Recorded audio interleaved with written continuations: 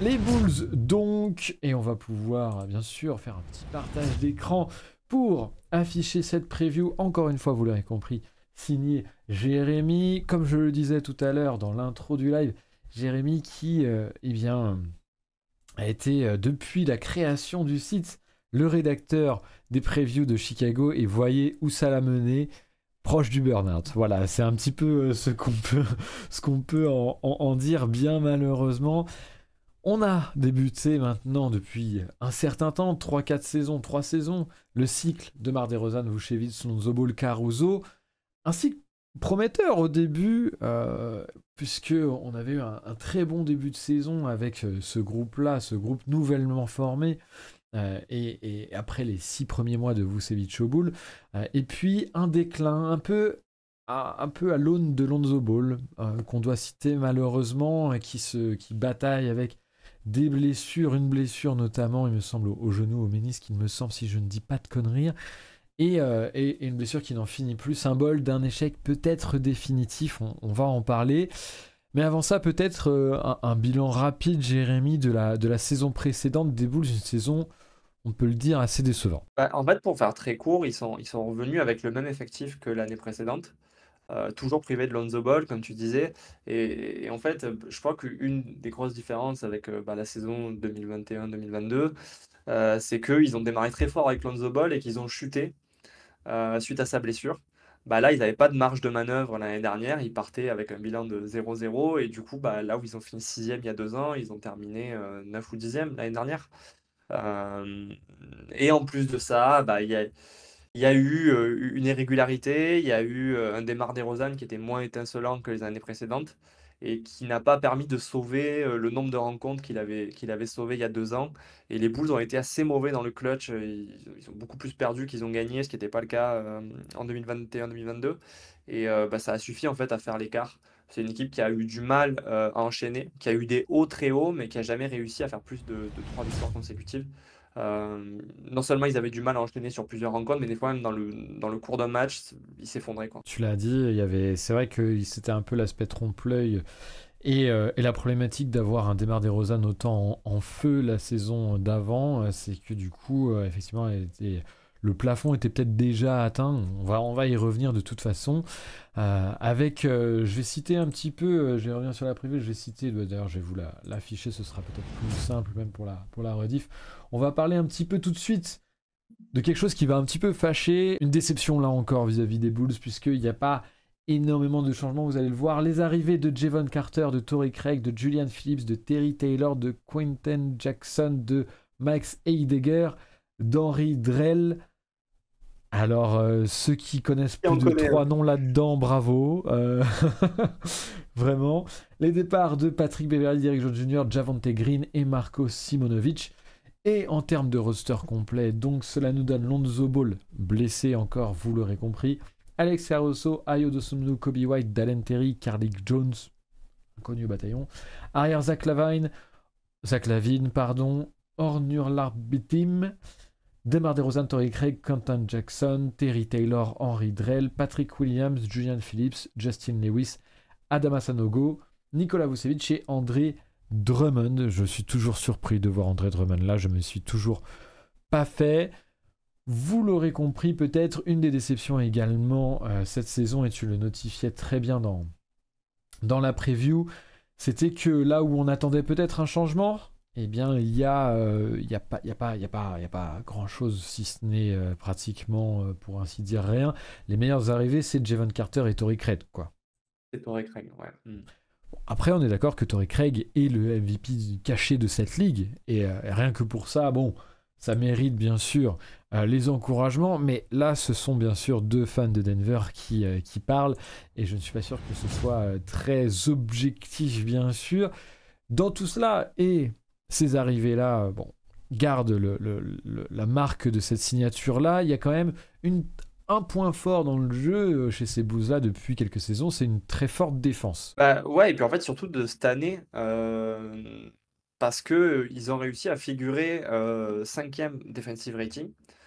Ce qui n'était pas le cas l'année précédente, en fait. Moi, j'avais aussi en tête ce truc-là et en fait, non, ils ont vraiment fait des gros progrès l'année dernière et c'est en partie parce que, sur les lignes arrières et sur les ailes, ils ont énormément de très bons défenseurs qui sont soit, établis comme tels, soit même sous-cotés. Par exemple, on disait beaucoup que Zach LaVine était un défenseur absolument atroce et en fait, il manque de constance mais athlétiquement, il est assez impressionnant et il peut avoir de vraies missions défensives.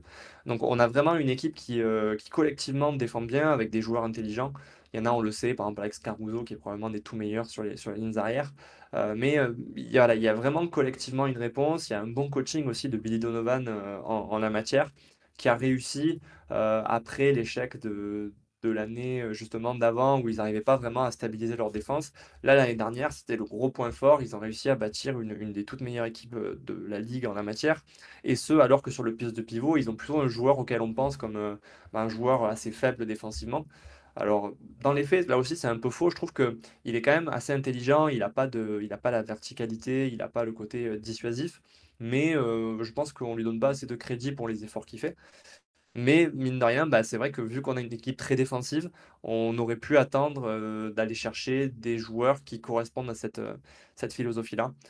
Mais malgré tout, voilà, les Chicago figurent très bien en la matière. Et c'est souvent une bonne base en fait de partir avec une bonne défense parce que de l'autre côté, mine de rien, il y a des stars, quoi. Je ne pourrais vous expliciter, vous expliquer toutes les vannes du chat, mais je vous inviterai à rentrer dans le Discord de Guillaume pour comprendre un petit peu de quoi il en retourne. À côté de ça, je reprends ce que tu disais, une identité défensive dont on ne s'attendait pas de la part des Bulls à la base au vu du supporting cast, enfin du supporting cast même des stars et des gros joueurs qui étaient présents en premier lieu, Lavigne et DeRozan en premier, tu le disais. Et finalement, ce qu'on attendait, c'était une potentielle grosse équipe en offense. Alors bien sûr, la blessure de Lonzo biaise un petit peu les choses, mais malgré ça, c'est vrai qu'en fait, on tombe dans quelque chose qui, avec Lavine et Demar DeRozan, est moins une synergie qu'une dépendance au niveau du scoring, je trouve. Il y a clairement un manque de lien offensif. Les deux se retrouvent beaucoup à porter la charge du scoring. Et du coup, quand il y a une certaine inconstance de l'un ou de l'autre, ou qu'un n'est pas en pleine forme et ne fait pas le match parfait, tout de suite, ça coûte beaucoup plus cher. D'ailleurs, tu le notais tout à l'heure en parlant du bilan 2022 qui était un peu trompe-l'œil avec la réussite dans le clutch et un Demar DeRozan qui était on fire de ce point de vue-là. Une fois que ça retourne un petit peu sur terre, logiquement, hein, on ne reproche pas ça à Demar DeRozan, et bien tout de suite les résultats ça en pâtissent. Moi je trouve qu'il y a aussi quelque chose qui est un petit peu sous-estimé, c'est que tout le supporting cast autour est très très très focus dans le mid-range. Il y a peu de finisseurs au cercle. En plus on a un Demar DeRozan qui bien sûr est beaucoup dans ce style de jeu là, lui avec des pourcentages assez corrects pour pouvoir le faire, mais c'est pas du tout le cas du reste du supporting cast. Et du coup il y a finalement que Lavine qui est dans des zones correctes en termes de scoring, hein, très proche du panier et aussi sur le 3 points. Et s'il y a un joueur qui peut-être symbolise le mieux ça, c'est Nikola Vucevic. Nikola Vucevic, tu en as parlé tout à l'heure, peut-être un apport moins déficitaire en défense que ce qui pourrait apparaître. Par contre, en offense, ça va pas du tout. En fait, c'est ça, c'est qu'il a un apport moins négatif que ce que personnellement j'attendais. Néanmoins, il a quand même un apport négatif. Pour exemple, il me semble que la défense des Bulls est meilleure avec André Drummond qu'elle l'est avec Nikola Vucevic, alors qu'André Drummond n'est pas connu pour sa défense. Mais en fait, là où il y a un problème, c'est effectivement le fait que, en fait, il est à contre-courant de ce dont cette équipe a besoin. Il était censé remonter ou en tout cas aider offensivement l'équipe et malheureusement depuis qu'il est arrivé, ça veut pas. Ça veut pas et c'est embêtant parce que comme il avait un premier rôle offensif au Magic et qu'il n'était pas forcément très efficace, on pouvait légitimement se dire qu'avec Demar DeRozan et Zach LaVine qui étaient quand même des joueurs qui allaient attirer les défenses, on allait avoir un Nikola Vucevic très efficace mais avec moins de volume. Et en fait le problème c'est que c'est pas du tout le cas.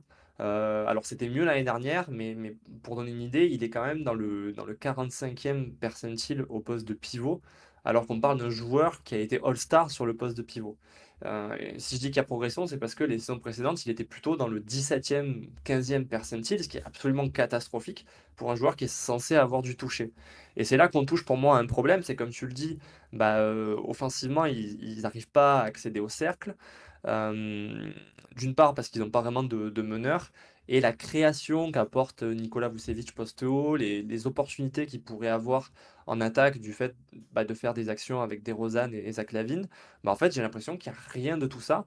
Et du coup, au lieu de jouer sur leur force et de se dire, ok, on est fort, donc on va avoir un pivot qui va vraiment être très bon en défense, qui va nous permettre d'être peut-être la meilleure défense de la ligue, ils ont un joueur qui les plombe un peu en défense et qui en attaque leur donne pas le coup de boost qu'il est censé leur donner. Donc du coup, c'est vrai que d'ailleurs la prolongation de Nikola Vucevic, on peut la comprendre dans le but de ne pas perdre de la valeur, mais j'ai du mal à la comprendre d'un point de vue sportif, dans la mesure où visiblement il vise toujours les playoffs.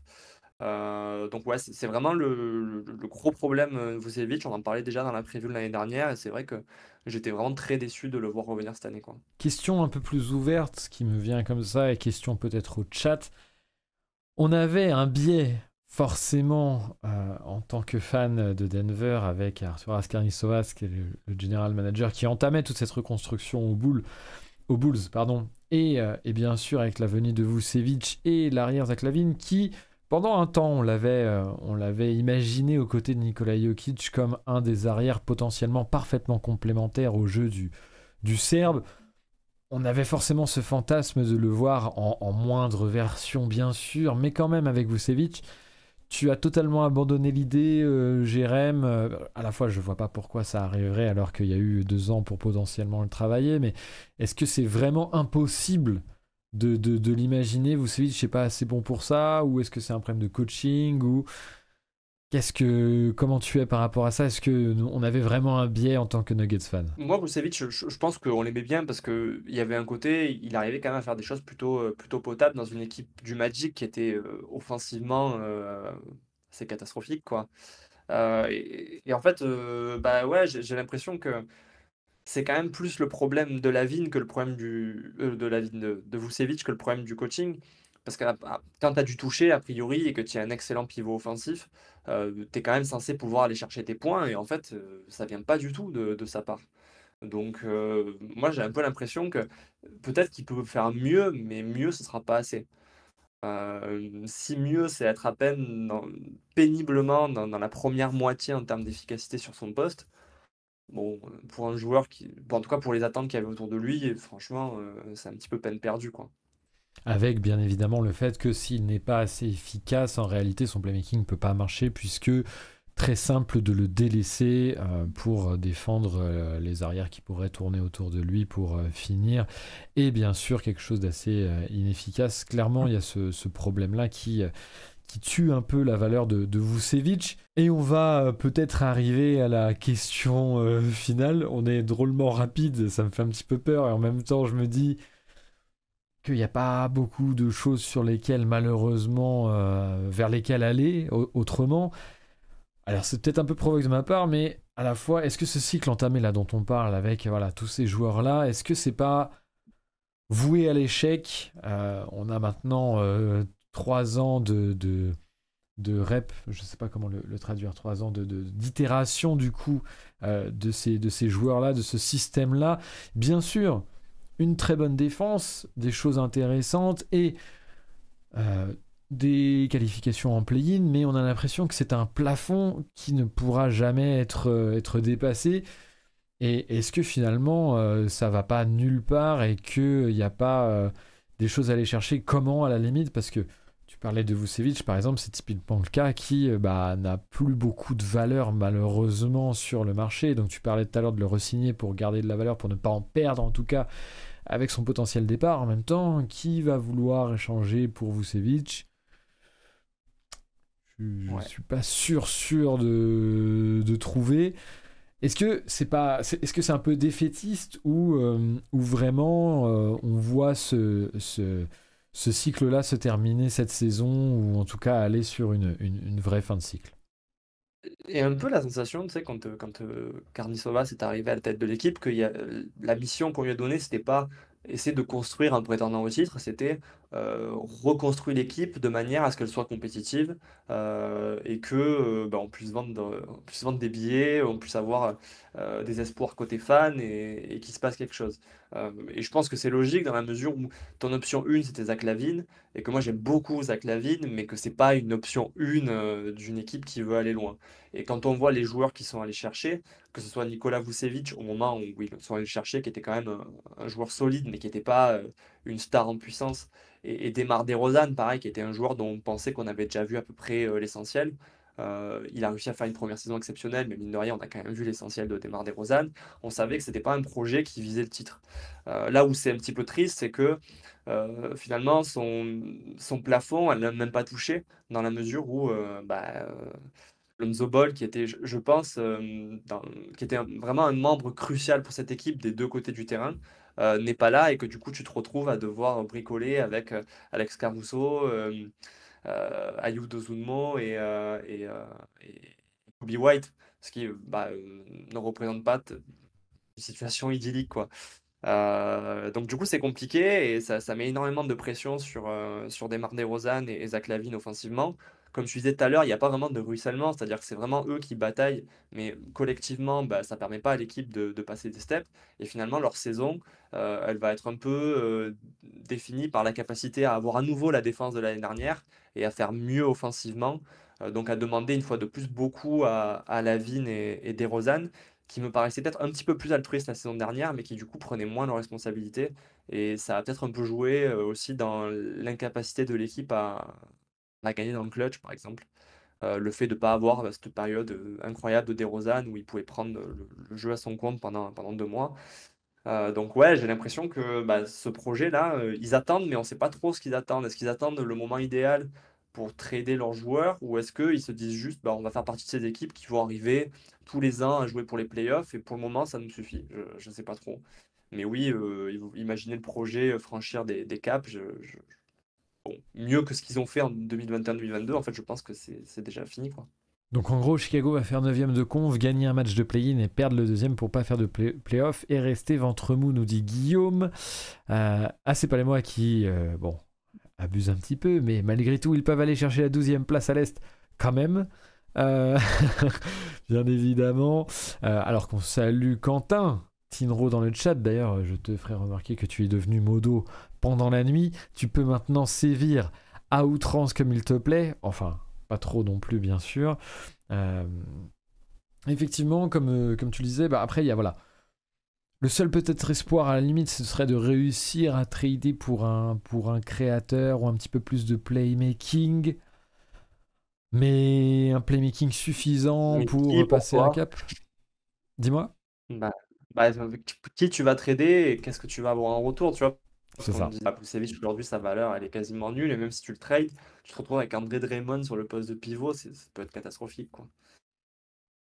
Ouais, c'est un petit peu la difficulté et la sensation un petit peu d'emprisonnement. Tu faisais bien quand même de rappeler tout à l'heure que avec l'arrivée de Karnisovas, il y avait cet aspect où l'idée c'était pas forcément d'être contender, mais de réussir à jouer un petit peu les playoffs, de sortir d'un marasme aux Bulls qui avait duré des années. Et je me souviens très bien des échanges avec les Bulls fans à cette époque-là, où on était content en fait de rien que de retoucher à ça.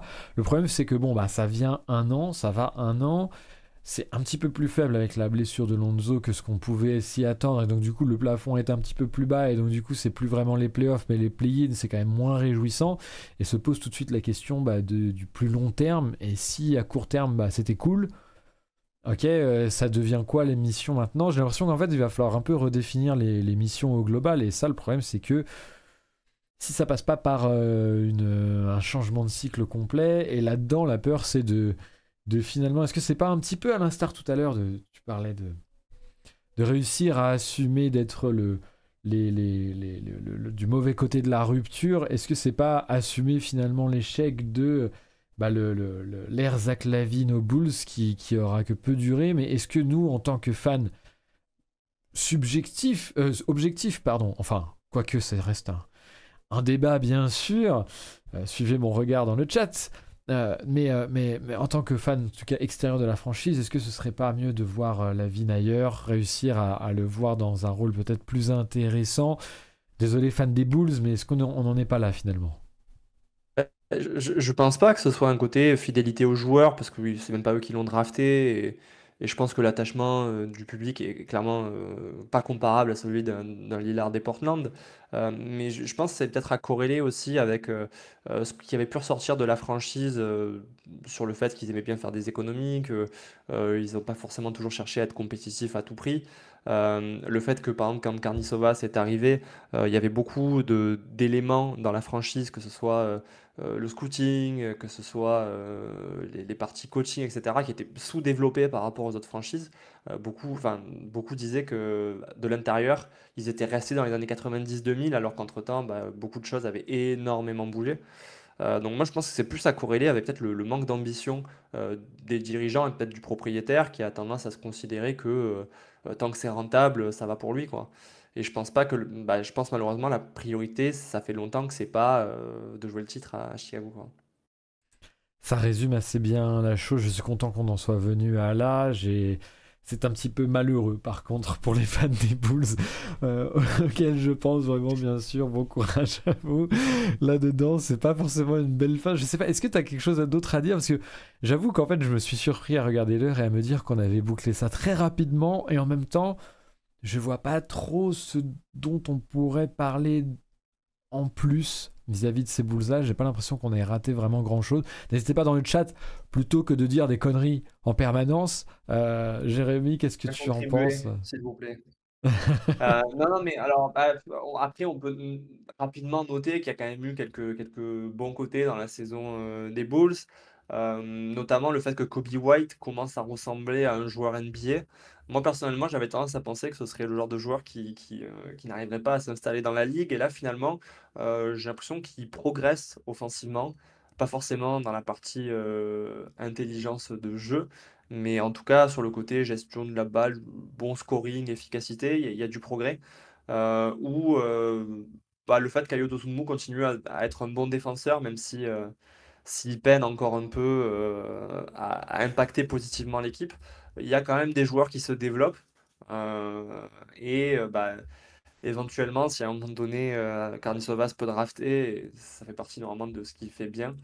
Euh, voilà, ça peut le faire. Et effectivement, à l'inverse, il y a le cas Patrick Williams que beaucoup voyaient s'imposer en NBA et qui pour le moment peine un petit peu à être le joueur qu'il devrait être. Donc bon, Euh, il y a du bon et du moins bon de ce côté-là. Et en fait, je pense que l'équipe en a beaucoup besoin si elle espère au moins jouer les playoffs cette année, quoi. Patrick Williams, le nouveau Stanley Johnson, nous dit Jedi Padawan. Ouais, c'est pour ça que j'ai parlé de lui, parce que du coup, je me suis dit, c'est vrai que je dis qu'il y a des bonnes nouvelles, mais en fait, il y a aussi Patrick Williams, quoi. Et c'était à l'instar de quand on vous disait tout à l'heure qu'il n'y avait pas eu forcément de mouvement cet été. Il y avait par exemple le fait que les Bulls n'avaient pas de choix de draft, typiquement cette saison. Donc voilà, c'était ça, ça revenait aussi à ça. Enfin, ça fait partie aussi de ce manque de perspective potentielle. Enfin, ça s'ajoute à ce manque de perspective potentielle. Voilà. Écoute, je pense qu'on a dit l'essentiel. Pour moi, leur saison peut être meilleure néanmoins que celle de l'année dernière.